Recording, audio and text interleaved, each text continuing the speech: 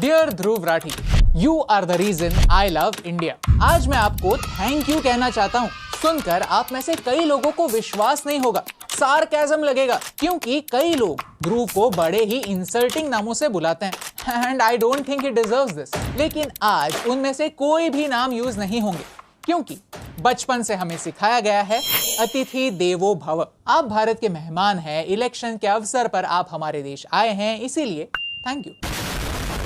लेकिन आपके latest video में मुझे एक गलती मिली। ये गलती पर्टिकुलरली मेरे बारे में थी, इसीलिए I thought I should let you know. लेकिन दूसरी तरफ जो लोग इनके खास हैं, उन्हें स्टेज पर बुलाओ, नरेंद्र मोदी उनके साथ हाथ मिलाएंगे। इसके लिए नेशनल क्रिएटर्स अवार्ड बनाए गए। कुछ विनर्स जेन्युइन थे, क्योंकि थोड़ी बहुत क्रेडिबिलिटी भी बनानी पड़ती है। लेकिन कई सारे मोदी की चरण वंदना करने वाले गोदी यूट्यूबर्स को यह अवार्ड दिया गया कि 1% एनर्जी से अगर हम बात कर पाए तो फिर हम उस मैसेज को थैंक यू सर। मैंने बहुत याद करने की कोशिश की कि मैंने मोदी जी की चरण वंदना कब की। पूरे क्लिप में कहीं दिख नहीं रही है। हो सकता है इतने सालों के लिए देश के बाहर रहने की वजह से आपको चरण वंदना इस शब्द का मीनिंग याद ना हो। तो चलिए आपको याद दिलाते हैं। चरण वंदना इसे कहते हैं जब किसी के पैर छुए जाते हैं। जब भी मैं मेरी दादी से आशीर्वाद चाहता हूँ, तब मैं उनकी चरण वंदना करता हूँ। ये मेरे संस्कार है। मुझे बचपन से सिखाया गया है कि इससे हमारा ईगो कंट्रोल में रहता है और इससे हम छोटे नहीं होते। और इसी वजह से मैं मेरे परिवारजनों, किसी गुरु या फिर किसी भी बड़े के पैर छूने से नहीं कतराता। अवार्ड तो हमें दिल्ली के एजुकेशन मिनिस्टर ने भी दिया है। क्या हमने उनकी भी चरण वंदना की थी? लेकिन नेशनल क्रिएटर्स अवार्ड के दिन जब हम मोदी जी से मिले, तब मैंने उनकी चरण वंदना नहीं की। हो सकता है कि आपके स्क्रिप्ट राइटर ने गलती की होगी या फिर एडिटर ने बाय मिस्टेक हमारी क्लिप यूज की होगी, क्योंकि मैंने बहुत ढूंढने की कोशिश की, लेकिन ये चरण वंदना वाली क्लिप कहीं मुझे मिली नहीं। सो डियर ध्रुव राठी, अगर आपके पास ये चरण वंदना की एक्सक्लूसिव क्लिप है तो प्लीज मुझे फॉरवर्ड कर दीजिए। इनफैक्ट आपके सारे फॉलोअर्स को भी फॉरवर्ड कर दीजिए। वही फॉलोअर्स जिन्होंने अब तक कमेंट्स में गालियां देना स्टार्ट कर ही दिया होगा। हाँ, अगर नहीं है तो पब्लिकली सॉरी कह दीजिए। हो सकता है इससे आपका ईगो थोड़ा कंट्रोल में आ जाए। डियर ध्रुव राठी, जब मैंने ये वीडियो ढूंढने की कोशिश की तो मुझे कुछ और ही वीडियोस मिलने लगे, जैसे कि ये वीडियो जहां पर हमने मणिपुर पर सवाल उठाए। एक नहीं, दो वीडियोस बनाए। या फिर ये वीडियो जहां पर हमने पूछा कि भारत का पासपोर्ट स्ट्रॉन्ग कैसे बन सकता है। या ये वीडियो जहां हमने रेसलर्स प्रोटेस्ट की बात की। या ये वीडियो जहां हमने कहा कि भारत का टैक्स पेयर भारत की सबसे अब्यूज्ड माइनॉरिटी। लद्दाख के इशू के बारे में हमने तब भी वीडियोस बनाए जब मामला ट्रेंडिंग नहीं था, लेकिन उतना ही इंपॉर्टेंट था। हर क्रिएटर उन मुद्दों पर बात करता है जो उसे सही लगता है। वो टॉपिक्स कवर करता है जो उसके हिसाब से उसका ऑडियंस देखना चाहता है। कभी वो वीडियोस क्रिटिकल होते हैं तो कभी हमारी अचीवमेंट्स को सेलिब्रेट करते हैं। यस, हमारी अचीवमेंट्स, क्योंकि देश की इन अचीवमेंट्स को मैं मेरी खुद की अचीवमेंट्स मानता हूँ। मेरे स्कूल में हर दिन एक प्रतिज्ञा होती थी, भारत माझा देश है, सारे भारतीय माझे बांधव आहेत, माझ्या देशावर माझं प्रेम आहे। जब देश कुछ अच्छा करे तो उसकी प्रशंसा करो और जब कुछ बुरा करे तो उसकी निंदा करो। यही हमारा काम है, राइट? ऑफ कोर्स हम न्यूज नहीं है, हमसे कई वीडियोस मिस होते हैं। जैसे हमने केरला फाइल्स के बारे में कोई वीडियो नहीं बनाया, हमने वीर सावरकर मूवी पर कोई वीडियो नहीं बनाया, संदेश खाली पर कोई वीडियो नहीं बनाया। वीडियो बनाते तो काफी व्यूज आते, लेकिन हम वीडियो नहीं बना पाए। ऐसे कई सारे वीडियोस हैं जो हमसे बनाना मिस हो गया, जैसे आपसे भी होते हैं। जैसे उदयपुर के कन्हैया लाल की केस आपने मिस कर दी। शायद उस वीडियो को भी मिलियंस में व्यूज आ सकते थे, लेकिन मैं समझ सकता हूं आपको आपके चैनल पर कौन से वीडियोस अपलोड करने चाहिए और कौन से नहीं। ये मेरी एक्सपर्टीज नहीं है, ये आपका डिसीजन है। लेकिन मैं आपको थैंक यू कहना चाहता हूं, क्योंकि आपने इंटरनेट का पुलिस बनकर ये डिसाइड करना स्टार्ट कर दिया कि कौन से क्रिएटर ने किस टॉपिक पर वीडियो बनाना चाहिए और किस टॉपिक पर नहीं। और अगर किसी क्रिएटर ने उस टॉपिक पर वीडियो बनाया जिस पर आप नहीं चाहते कि वो वीडियो बनाए, तो वो गोदी यूट्यूबर। थैंक यू मुझे ये सिखाने के लिए कि जब आपके एक लिमिट के ऊपर सब्सक्राइबर हो जाते हैं, तब आप ये भी कंट्रोल कर सकते हैं कि कौन किस चीज के बारे में वीडियो बना सकता है और कौन नहीं, किसे किस चीज के बारे में बात करने की अनुमति है और किसे नहीं। और अगर किसी ने गलती से उस टॉपिक को छेड़ा तो आपके लॉयल फैंस तो है ही ना संभालने के लिए। कुछ लोग इसे फ्रीडम ऑफ स्पीच का उल्लंघन कहेंगे। क्या है ना, फ्रीडम ऑफ स्पीच का एसेंशियल मीनिंग ही ये होता है कि हर पॉइंट को एग्जिस्ट करने की अनुमति है, चाहे वो आपको अच्छा लगे या ना लगे। जब एक इंसान ये डिसाइड करने लगता है कि किसने किस चीज पर बात करनी चाहिए और कौन से ओपिनियंस चुप कर देने चाहिए, तो इसे ही सेंसरशिप कहते हैं, इसे ही इंटरनेट की डिक्टेटरशिप कहते हैं। लेकिन आपने मुझे सिखाया है कि अपने से छोटे क्रिएटर को बुली करना ठीक है। अब इसके बाद कुछ लोग आपको भी इंटरनेट का बुली कह देंगे। क्रिएटर अवार्ड के दिन मेरे दोस्त रणवीर को भी अवार्ड मिला and I am very happy for him. Ranveer एक क्रिएटर एजेंसी का को फाउंडर है। इस एजेंसी के साथ आपने भी कभी ना कभी तो काम किया ही होगा ना। उनकी वजह से आपको भी ब्रांड डील्स तो मिली होंगी ना। अवार्ड तो उन्हें भी मिला था, लेकिन आपने आपके वीडियो में चरण वंदना का एग्जाम्पल देते समय उन्हें नहीं, मुझे चुना। क्यों? यहाँ टेक्निकल गुरुजी को भी अवार्ड मिला था जो आपके सीनियर हैं, लेकिन आपने उन्हें नहीं चुना, मुझे चुना। क्यों? यहाँ ट्रिगर्ड इंसान भी थे, यहाँ अंकित बयानपुरिया भी थे, और आपने इनमें से किसी को भी टारगेट नहीं किया, जो काफी सही बात है। Nobody deserves to be targeted for an award that they got like this। और तो और ऑडियंस में ऐसे कई सारे क्रिएटर्स थे जो अगर उन्हें अवार्ड मिलता तो बड़ी ही खुशी से एक्सेप्ट भी करते, लेकिन आपने उन्हें चरण वंदना करने वाले क्रिएटर्स नहीं कहा। अगर एग्जाम्पल देना ही है तो कुछ क्रिएटर्स थे जिन्होंने एक्चुअली चरण स्पर्श किए, जो उनकी मर्जी है, उनका राइट है, उस मोमेंट उन्हें जो सही लगा उन्होंने वही किया। लेकिन आपने, आपकी टीम ने पर्टिकुलरली उसे ही चुना जिसने चरण वंदना नहीं की थी। आपने मुझे ही क्यों चुना? क्या आप मुझे कंपटीशन मानते हैं? क्या 18-19 मिलियन सब्सक्राइबर्स वाला एक यूट्यूबर जो 10 साल से कंटेंट बना रहा है मुझ जैसे नए नवेले क्रिएटर से डर गया है? या आपको मुझ पर किसी बात का गुस्सा है?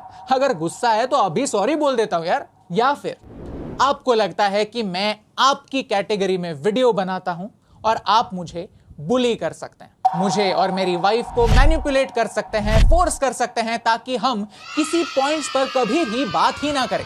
वैसे तो ऐसे बहुत सारे क्रिएटर्स हैं जो आप और मुझ जैसे ही वीडियोस बनाते हैं, और आजकल कई सारे पॉलिटिशियंस के साथ पॉडकास्ट भी कर रहे हैं। यानी आज जो आप मेरे साथ कर रहे हैं वैसे ही कल उनके साथ भी करेंगे, राइट? क्या कल जाकर आप उन्हें ऐसे ही बुली, मेरा मतलब फ्री का एडवाइस देंगे? तो क्या है ना, मेरी हिंदी बचपन से थोड़ी कमजोर रही है, लेकिन आपने मुझे सिखाया है कि जैसे आप सिर्फ और सिर्फ प्रॉब्लम्स के बारे में बात करते हैं, वैसे ना करके सॉल्यूशंस पर बात करना चरण वंदना होती। ये सारे वीडियोस देखकर, इतना सारा क्रिटिसिज्म देखकर मोदी जी जैसे डिक्टेटर को तो हम पर गुस्सा आना चाहिए, राइट? अरे उन्हें तो हमें स्टेज पर सबके सामने बधाई देने के बजाय नॉमिनेट भी नहीं होने देना चाहिए था। तो उन्होंने हमें अवार्ड क्यों दिया? हो सकता है कि दुनिया में कुछ ऐसे लोग हों जो ये समझते हों कि हम इस अवार्ड के एक्चुअली हकदार हैं। शायद आप भी ये अवार्ड जीत सकते थे, और तो और मोदी जी से मिलकर उनके मुंह पर उन्हें डिक्टेटर कह सकते थे। सोचिए, इतने बड़े स्टेज पर मोदी जी से अवार्ड लेने के बाद वही अवार्ड उन्हें ही वापस दे सकते थे। ये वीडियो कितना वायरल हो जाता, नहीं? डियर ध्रुव राठी, अगर आपको कभी भी कोई भी अवार्ड मिला होगा तो शायद आपको पता होगा कि जिसे अवार्ड मिलता है वो ये डिसाइड नहीं करता कि उसे अवार्ड कौन देगा। जैसे पिछले साल हमें एक अवार्ड अतिशी मैम के हाथों से भी मिला था, और जैसे नेशनल क्रिएटर अवार्ड को पाकर हम खुश हैं, वैसे ही इस अवार्ड को पाकर भी हम खुश हैं। और जिन्होंने हमें अवार्ड दिया उनका हम सम्मान करते हैं, उनसे तमीज से पेश आते हैं, और वो हमें शायद इसलिए अवार्ड देते हैं क्योंकि हमारे काम में दम है। डियर ध्रुव राठी, आपने हमें बहुत कुछ सिखाया है। इंटरनेट का पुलिस बनना आपने हमें सिखाया, अपने से छोटे क्रिएटर को बुली करना आपने हमें सिखाया, अवार्ड के लिए अप्लाई ही ना करना और फिर जिसे अवार्ड मिले उसे अनडिजर्विंग कह देना आपने हमें सिखाया, सिलेक्टिव आउटरीच आपने हमें सिखाया, चरण वंदना की नई डेफिनेशन आपने ही हमें सिखाई, और आपने ही हमें भारत से प्यार करना भी सिखाया। क्योंकि कल ही के दिन मेरे शहर में इलेक्शंस हुए, मैंने वोट किया और फिर मैं मेरी दादी को भी वोट करने लेकर गया। मेरी दादी को घर छोड़कर मैं मेरे घर वापस जा ही रहा था, तभी मुझे रास्ते पर एक और बूढ़ी दादी और उनकी बेटी दिखी। मैं गाड़ी चला रहा था तो मैंने उन्हें लिफ्ट दी। बातें करते करते पता चला कि इस दादी को डिमेंशिया है, यानी वो खुद अपनी बेटी का नाम भी ठीक से कभी कभी याद नहीं कर पाती थी, लेकिन उन्हें ये याद था कि वोट करना हर सिटीजन का कर्तव्य है। उन्हें मैंने वोटिंग स्टेशन पर ड्रॉप किया, उन्होंने वोट दिया, और वापस आकर जब वो मेरी गाड़ी में बैठी तब उन्होंने मुझे बताया कि उन्होंने किसे वोट दिया। उन्होंने उस कैंडिडेट को वोट नहीं दिया जिसे मैंने वोट दिया था। यानी अगर सोचा जाए तो मैंने मेरे ही काम से किसी की हेल्प करके मेरे ही एक वोट को कैंसल आउट करने में हेल्प की। लेकिन इस पूरे इंसिडेंस में मुझे इस बात का गर्व है कि मैंने किसी की मदद ये सोच कर नहीं की कि वो किसके लिए वोट करने जा रहा है। इलेक्शन के दिन जरा आपके इर्द गिर्द का माहौल देखिए और नोटिस कीजिए। मेरा वोटिंग सेंटर एक स्कूल था। यहाँ इस स्कूल के बच्चे अनजान लोगों को व्हील चेयर पर बिठाकर पोलिंग स्टेशन तक पहुंचा रहे थे, उन्हें गाइड कर रहे थे। कोई वोट करने के लिए घंटों के लिए धूप में खड़ा था, कोई काम करने के लिए दूसरे शहर रहता है लेकिन वोट करने के लिए अपने होम टाउन आया है। कोई 90 साल के दादाजी भी हैं जो बड़ी एक्साइटमेंट में अपना कर्तव्य निभा रहे हैं। ये सारे लोग वही लोग हैं जिन्हें इस बात पर विश्वास है कि भारत एक डेमोक्रेसी है और भारत एक डेमोक्रेसी ही रहेगी। एक इंसान के कहने से क्या फर्क पड़ता है? सच सबको अपनी आंखों के सामने दिखता है, बस वो आंखें खोलने की जरूरत होती है। वैसे तो 10 दिन में पूरा का पूरा अमेरिका घूमा जा सकता है, वैसे टूर्स भी होते हैं, लेकिन उन 10 दिनों में सिर्फ एज अ टूरिस्ट आप अमेरिका एक्सप्लोर कर सकते हैं। अगर एक देश की असली ब्यूटी को देखना है तो उस देश को अपनाना पड़ता है। एक झंडा ट्विटर की बायो पर लगाकर नहीं, उस देश को अपने दिल में रखकर। डियर ध्रुव राठी, आज मैं आपको एक मूवी रेकमेंड करना चाहता हूं, the secret life of Walter Mitty, जिसमें एक लाइन है, beautiful things don't ask for attention. Election के दिन हर इंसान की इस फ्यूटाइल एक्टिविटी में विश्वास रखने की कहानी वो नहीं जान सकता जो सिर्फ एज अ टूरिस्ट भारत आता है, जो कहता है कि अपने बार्बर को, अपने टेलर को, अपनी मेड को मेरे वीडियो दिखाओ, तब भी वो सही वोट दे पाएंगे। जिन्हें भारत पर भरोसा है, जिन्हें भारत की जनता पर भरोसा है, वो ये जानते हैं कि ये देश बहुत बड़ा है, देश बहुत डाइवर्स है और देश की जनता आपसे ये बेहतर जानती है कि देश के लिए सही क्या है।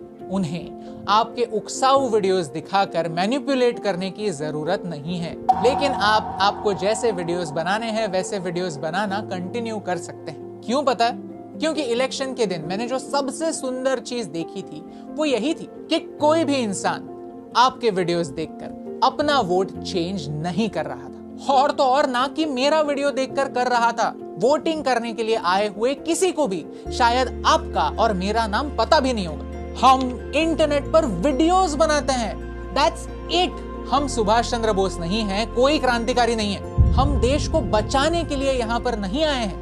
ये फीलिंग एक काफी हम्बलिंग फीलिंग है कि आपके वीडियोस को आने वाले 20 मिलियन व्यूज भी देश के पॉपुलेशन के 2% भी नहीं है। तो आपकी वजह से मैंने ये समझा है कि देश का नागरिक बहुत समझदार है, वो आपकी या मेरी बातों से इन्फ्लुएंस होने वाला नहीं है। देश को डिमेंशिया नहीं है, उसे हमारे पिछले 10 सालों की सारी अचीवमेंट्स के भी बारे में पता है और सारे फेलियर्स के बारे में भी। और आखिर में मैं आपको यही कहना चाहता हूँ कि इसे नमस्ते कहते हैं, चरण वंदना नहीं। और जिस देश की 1.4 बिलियन की जनता किसी एक की बातों से इन्फ्लुएंस नहीं होती, उसे ही मेरी डेफिनेशन में डेमोक्रेसी कहते हैं। And that's the reason why I love